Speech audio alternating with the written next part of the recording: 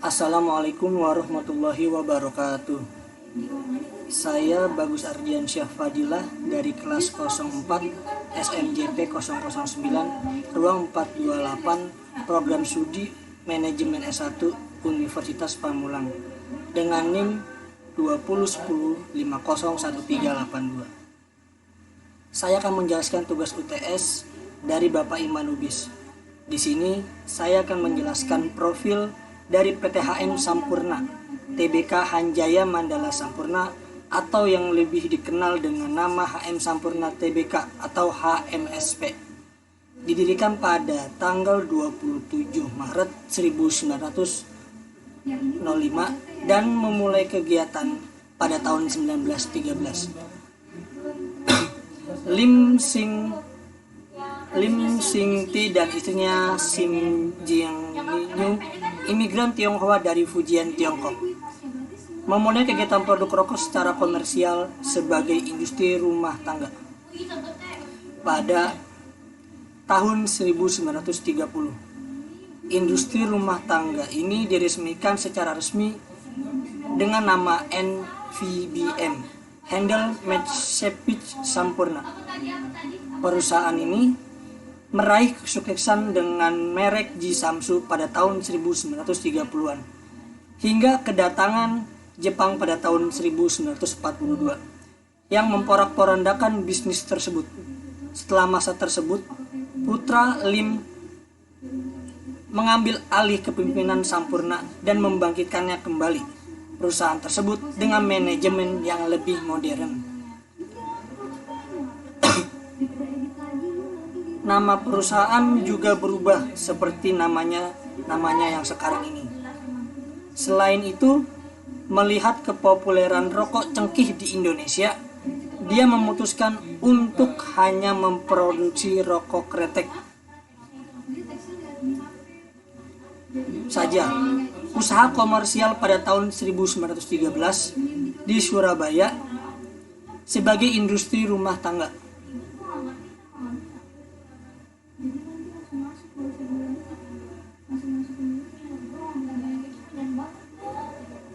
Kantor pusat HMSP berlokasi di Jalan Rungkut Industri Raya nomor 18 Surabaya. HM Sampurna memiliki 5 pabrik, yakni 2 pabrik sigaret kretek mesin SKM di Pasuruan,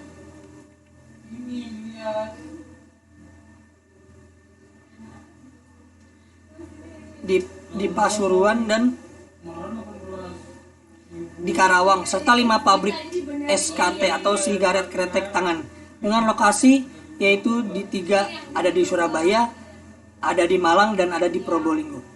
Sampurna bermitra dengan 38 mitra produksi sigaret kretek. MPS induk usaha AM Sampurna adalah PT Philip Morris Indonesia, menguasai 92,50% saham HMSP. Sedangkan induk usaha utama AM Sampurna adalah Philip Morris International INC. Berdasarkan anggaran dasar perusahaan, ruang lingkup kegiatan HMSP meliputi manufaktur dan perdagangan rokok serta investasi saham pada perusahaan-perusahaan lainnya. Merek-merek rokok AM Sampurna antara lain adalah Amil, Ji Samsu, Sampurna Kretek, Yumil, dan Marlboro. Pada tahun 1990, HMSP memperoleh pernyataan efektif dan dari Bapepam sama dengan LK untuk melakukan penawaran umum perdana saham HMSP IPO kepada masyarakat sebanyak 27 juta dengan nominal Rp1.000 per saham dengan harga penawaran Rp 12.600 per saham.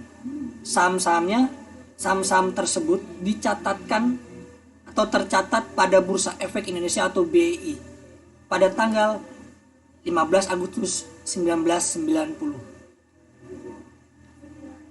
Alasan saya memilih PT tersebut karena PT Hanjaya Mandala Sampurna TBK merupakan perusahaan tembakau terkemuka di Indonesia kami memproduksi dan mendistribusikan sejumlah kelompok merek kretek yang dikenal luas, di antaranya Sampurna A, Sampurna Kretek, Sampurna U, serta Raja Kretek yang legendaris Ji Samsu.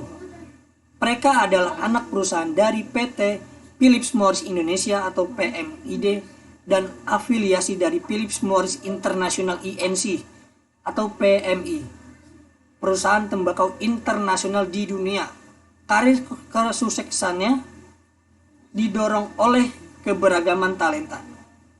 Sampurna yang berkontribusi di perusahaan selama kurang lebih 10 tahun. Sampurna memimpin pasar rokok Indonesia dengan pangsa pasar sebesar 32,2% pada tahun 2019. Mereka merayakan keberagamannya dengan berbagai tantangan hari ini dan di masa depan. Karyawan adalah aset utama Sampurna. Oleh karena itu, kami berkomitmen untuk senantiasa mengembangkan seluruh karyawan dalam mencapai karir yang cemerlang di Sampurna dan di kancah global. Oke, saya di sini akan menjelaskan tabel yang sudah saya hitung. Sini ada PT Hanjaya Mandala Sampurna Tbk dan entitas anak and subsidiaries. Laporan posisi keuangan konsolidasian pada tanggal 31 Desember 2019 dan 2018. Kita nyari yang 2018 sampai 2017 dulu.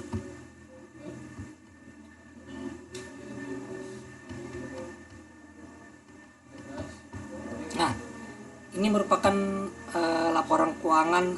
Di sini ada aset 31 Desember 2018. Ada aset lancar yang sebesar 15.516.039.000. Ada piutang usaha yang sebesar 3.370.321. Ada pihak-pihak berelasi 137.280. Ada pihak piutang lainnya.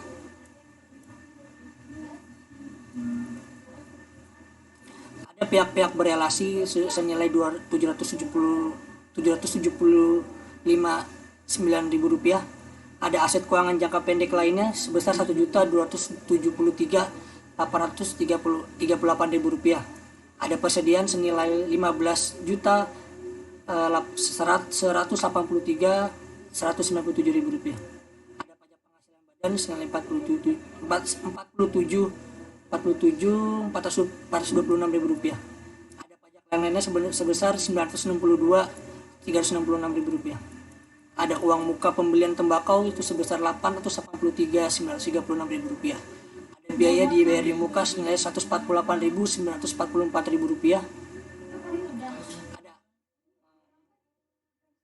Ada jumlah aset lancaran. Nah, ini total dari keseluruhan tersebut kita jumlah, yaitu sebesar 37.831.483.000 rupiah. Di sini ada aset tidak lancarnya. Ada investasi pada entitas asosiasi 70.426. Ada properti investasi senilai 465.004. Ada aset tetap 7.288.435. Dan ada tanah pengembang senilai 108.449.000 rupiah. Ada aset pajak tangguhan sebesar 335.166.000 rupiah. Ada goodwill senilai 60.423.000 rupiah. Ada aset tidak lancar sebesar 443.034.000 rupiah.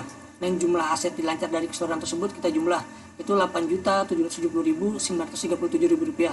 Dan ini jumlah aset keseluruhannya. Yang lebih banyak itu senilai 46.602.420.000 rupiah.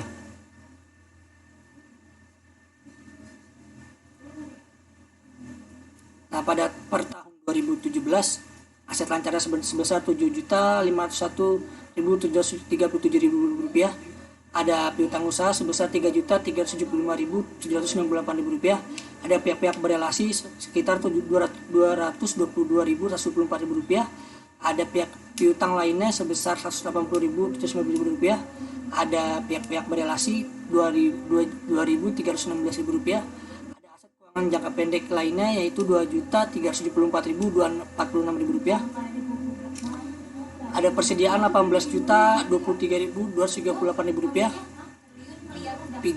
pajak lain yaitu Rp1.260.000,2, ada uang muka bulan tembakau sekitar Rp1.025.64.600.000, ada uang bayar di muka, ini telah dijumlah, dan jumlah aset lancarnya keseluruhan tersebut Rp34.180.000.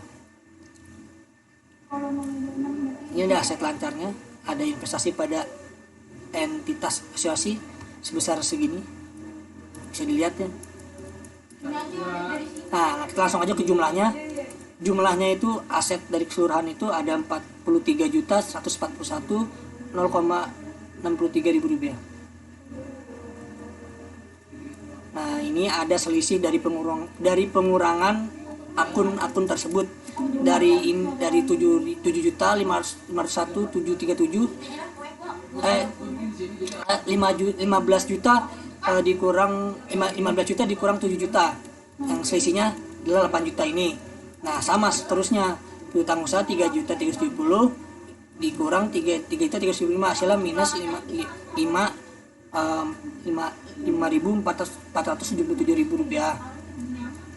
Sama di bawahnya juga sama pihak berelasi, di sini ada selisihnya dikurangin dulu. Sampai nanti dijumlahkan juga hasil keseluruhan selisih ini tersebut, dijumlahkan nanti total aset taruh di sini sekitar Rp3.461.397.000. Di sini kita akan mencari tabel T.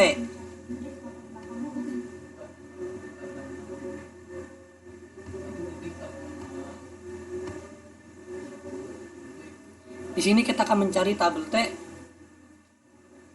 pada per tahun 2018, 2017 atau 2017 sampai 2018.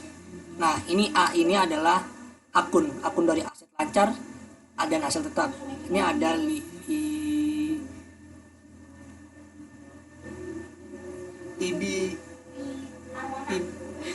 liabilitas dan kapital. Nah, di sini aset lancarnya,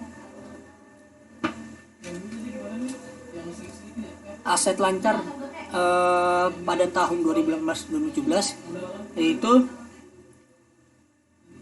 dan jumlah asetnya itu adalah mencari jumlah aset lancar itu adalah jumlah aset lancar yang diselisihkan, berarti adalah Rp3.651.130.000. Nah, lalu kita cari aset tetapnya.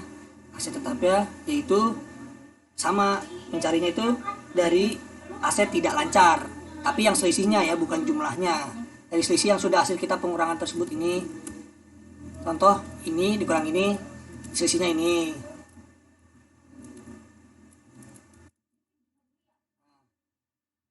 Habis kita mencari aset lancar dan aset tetap, lalu kita mencari total atau jumlah aset lancar dan aset tetap, dijumlahkan, yaitu sebesar Rp3.461.357.000. Lalu kita cari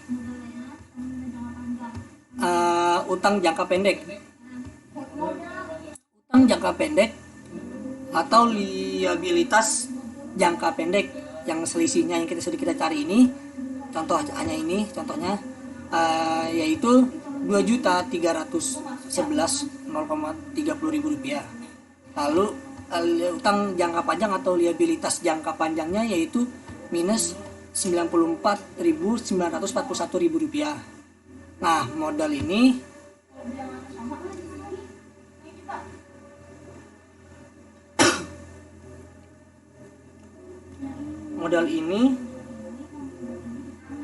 jumlah dari total ekuitas tersebut. Nah, total ekuitasnya ini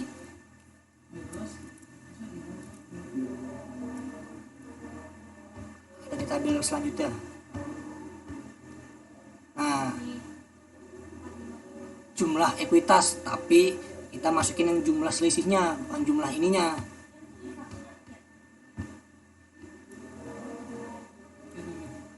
Itu sebesar 1.245.268.000 rupiah. Lalu kita jumlahkan, kita akan cari total ini, kita jumlahkan ketiga tersebut, utang jangka pendek, utang jangka panjang, dan modal, yaitu senilai 3.461.357.000 rupiah. Lalu kita cari liabilitas jangka pendeknya. Liabilitas jangka pendek itu yang ada di atas ini, yaitu kita masukin lagi ke sini 2.311.030.030 rupiah.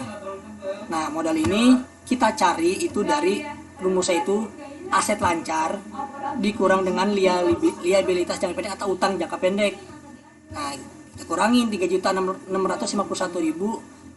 rupiah dikurang 2.311.030 rupiah. Itu hasilnya 1.340.100 rupiah. Nah, aset lancarnya kita masukin lagi. Aset lancar yang atas ini kita masukin lagi ke bawah. Lalu liabilitas jangka pendek. Nah, kita masukin lagi liabilitas jangka pendek di sini, utang jangka pendeknya, utang jangka panjang. Mohon maaf, utang jangka panjang itu minus 94,91 ribu rupiah. Kita masukin lagi di sini. Nah, modalnya kita cari yaitu aset tetap dikurang dengan liabilitas jangka panjang. Nanti keluar di sini hasilnya itu minus 94,832 ribu rupiah. Nah, aset tetapnya sama. Kita masukin lagi aset tetap ini yang di atas ini, kita turunin lagi di sini. Lalu habis seperti ini kita cari jumlah balance-nya sama atau tidak dari modal awal ini. Kalau ingin melihat dari balance-nya, rumus balance-nya itu modal kedua ini dikurang modal kedua ini ditambah modal ketiga, jadi 1.340.100 rupiah ditambah modal yang ketiga yaitu minus 94.832 rupiah yang bernilai 1.245.268 rupiah. Jadi hasilnya balance, jadi sama.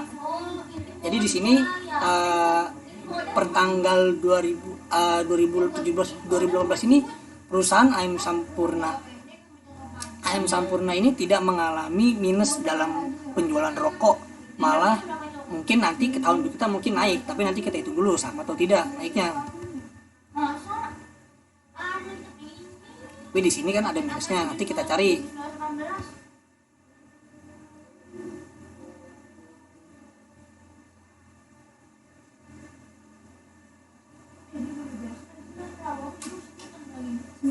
Jadi aset lancar 2018 dengan perbandingan 2017 sebesar 3.655.130.000 atau aset tetapnya 189.733.000 dari keseluruhan aset lancar dan aset tetap sebesar 3.461.003.557 rupiah. Liabilitas jangka pendek 2.311.000,33 rupiah dan liabilitas jangka panjangnya senilai minus 94.941 modal rupiah dan modalnya 1.245.268 rupiah. Total dari keseluruhan liabilitas dan kapital yaitu 3.461.1.357 rupiah. Jadi berkurangnya liabilitas jangka panjang dan modal sebesar minus 94.000 modal ini sama modal ini dengan aset tetap yang sebesar sama yaitu minus 189.773. Nah, seperti itu kalau hasilnya minus di sininya, tapi di sini tetap balance karena sama, berarti tidak mengalami penurunan. Nah, lanjut kita ke tahun 2019.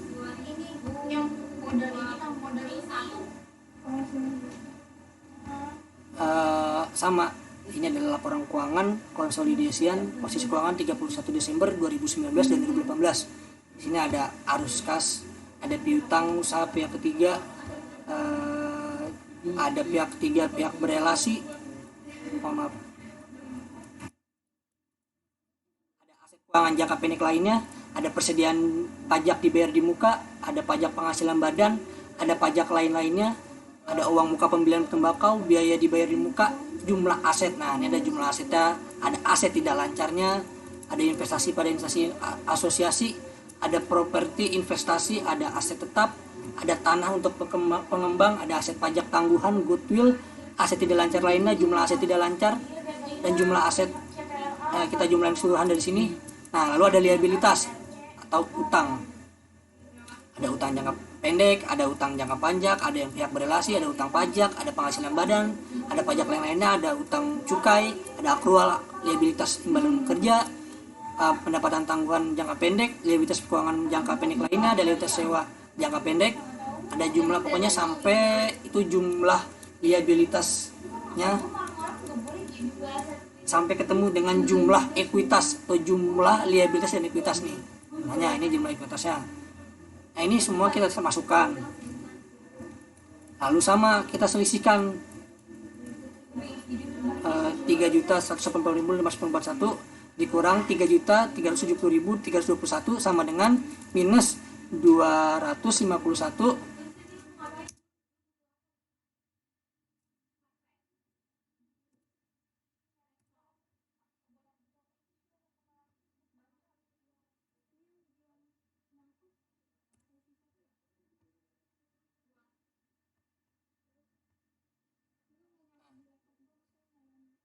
ada minus Rp251.000 ini karena hasil dari pengurangan tersebut.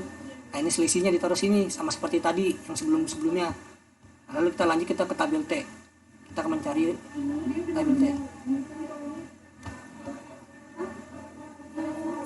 2000 tabel T per 2019, 2018 atau 2018, 2019. Aset lancarnya kita masukkan yang selisih sekitar Rp3.865.532 dan aset tetapnya yaitu Rp434.854.000. Nah, jumlah ini kita jumlahkan kedua tersebut, kita tambah biar menjadi total ini yaitu sekitar Rp4.386.000. Ini nilai akunnya. Ada aset lancar, ada aset tetap dan total. Nah, ini LDNC atau liabilitas dan kapital. Nah, ini liabilitas jangka pendek atau utang jangka pendek yang dari selisih tersebut nih kita masukkan tersebut sekitar Rp3.933.677. Nah, liabilitas jangka panjangnya itu sekitar Rp445.232. Nah, modalnya ini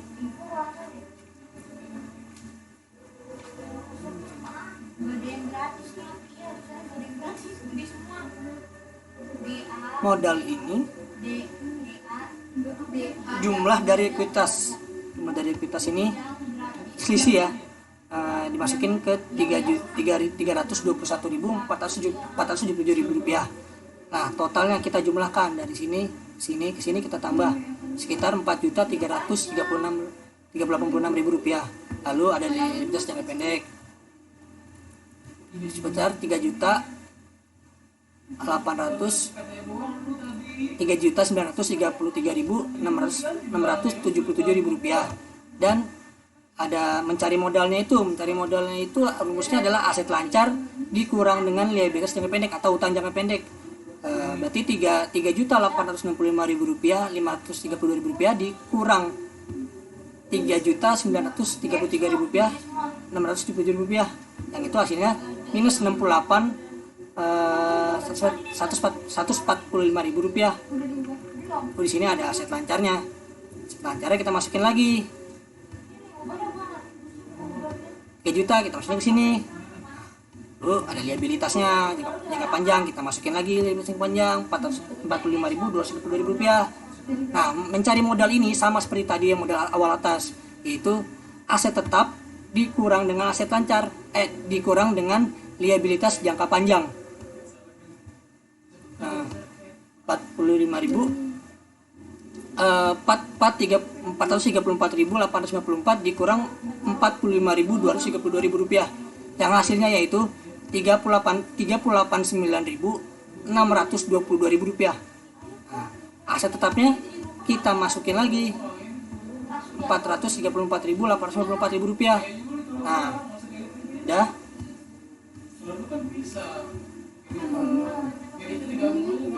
Lalu kita mencari nilai dari balance persamaannya, itu dari modal. Modal ini kita samain dulu, kita cari dulu hasilnya, yaitu rumusnya modal kedua ditambah modal ketiga. Modal pertama itu, modal keduanya itu minus 68.145 rupiah dikurang ditambah 389.622 rupiah. Kita jumlahkan.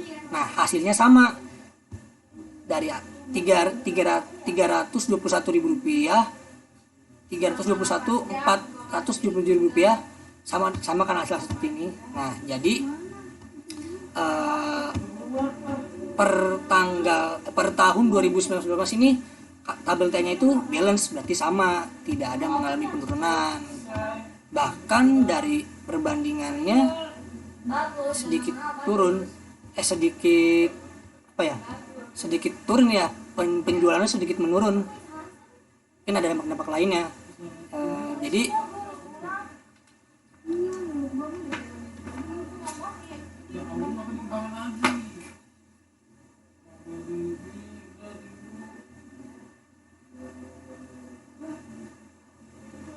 Jadi aset lancar di tahun 2019 dengan perbandingan 2018, aset lancar sebesar 3.865.530 rupiah, aset tetap 434.854 rupiah. Total dari keseluruhan aset dan aset lancar dan tetap 4.386 liabilitas jangka pendek sebesar 3.933.677 rupiah. Modalnya berkurang sebesar minus 68.145 rupiah, sehingga berpengaruh terhadap bertambahnya aset lancar sebesar 3.865.532 rupiah. Jadi liabilitas jangka panjang sebesar 45.232 rupiah. Modalnya 389.622 rupiah. Sangat berpengaruh bertambahnya terhadap aset tetap, yaitu sekitar 434.854 rupiah. Sekian penjelasan tentang laporan keuangan PT Hanjaya Mandala Sampurna Tbk dan identitas anak sumber laporan posisi keuangan konsolidasi per tahun 2017 sampai 2019. Itu penjelasan dari saya. Mungkin jika ada kesalahan mohon dimaafkan. Wabillahi taufik wal hidayah. Wassalamualaikum warahmatullahi wabarakatuh.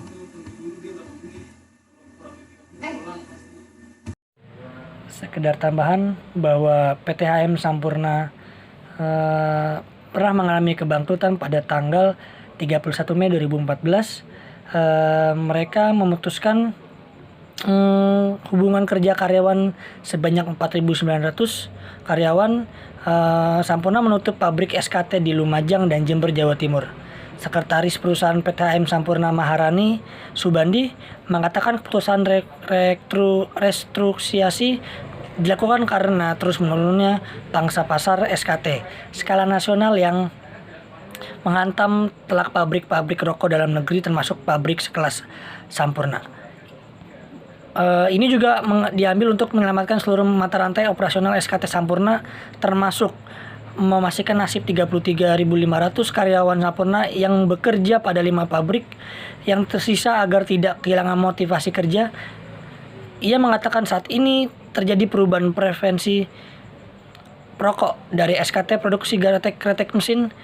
Tekanan lain juga datang dari berbagai negeri dalam negeri seperti cukai, pajak daerah, dan peraturan pemerintah nomor 19 tahun 2012 tentang pengamanan bahan yang mengandung zat adiktif. Selain dari dalam negeri, tekanan lain datang dari luar negeri seperti wacana akses VTC, dan aturan negara lain seperti kemasan polos untuk produk rokok seperti yang telah diterapkan oleh Australia. Akibat penjualan rokok SKT terus turun secara drastis dalam nasional dalam 3 tahun belakangan ini dari 30,4% pada tahun 2009 menjadi 23,1% pada 2013. Penurunan ini berkelanjutan hingga kuartal 1 tahun 2014 sebesar 20-25% yang berdampak langsung kepada pabrik besar seperti Gudang Garam dan Sampurna. Selanjutnya terhadap nasib ke 4.900 karyawannya yang terkena rekonstruksi, kata Mahrani, perusahaan akan memberikan pelatihan dan kewirausahaan dan uang lebih sangu untuk menjamin kehidupannya mereka. Sekian penjelasan laporan keuangan PT HMSP Sampurna Tbk. Jika ada salah kata mohon dimaafkan. Wabillahi taufiq wal hidayah. Wassalamualaikum warahmatullahi wabarakatuh.